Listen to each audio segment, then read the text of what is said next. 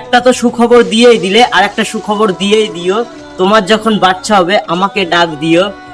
এখন তুমি বুঝবে না, বুঝবে ঠিক কয়েক বছর পর। তোমার যখন ছেলে কাঁদতে কাঁদতে এসে বলবে, মা আমি যাকে ভালোবাসতাম সে গিয়েছে আমাকে ছেড়ে চলে।